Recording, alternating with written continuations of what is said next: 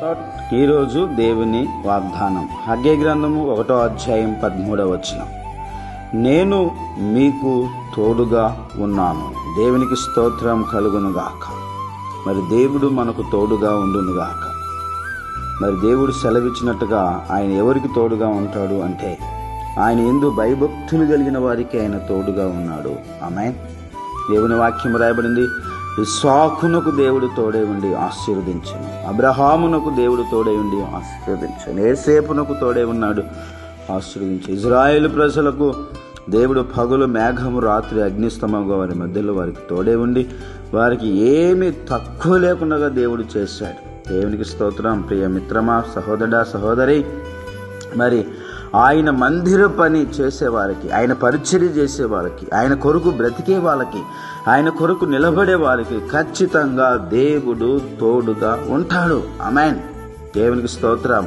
యెరుబాబేలో దేవుడు మీతో చెప్తున్న మాట ఏంటంటే దేవుడు మీకు తోడుగా ఉన్నాడు. ఆయన చేసే కార్యాలు అద్భుతంగా ఉంటాయి.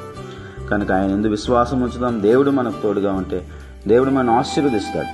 మన వ్యాపారం, ఉద్యోగం, పిల్లలు దేవుడు ఆశీర్వదించునుగాక. ఆమేన్.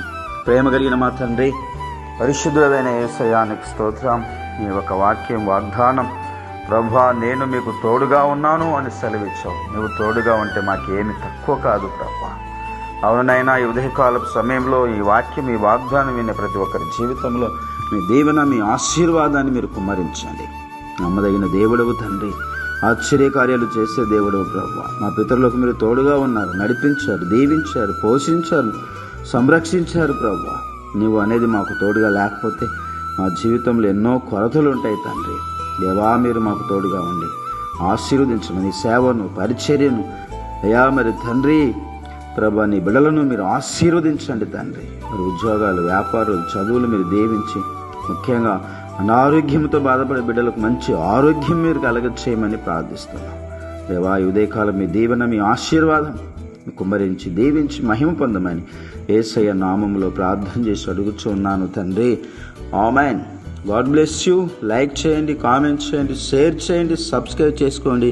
దేవుడు మిమ్మును దీవించునుగాక. ఆమేన్.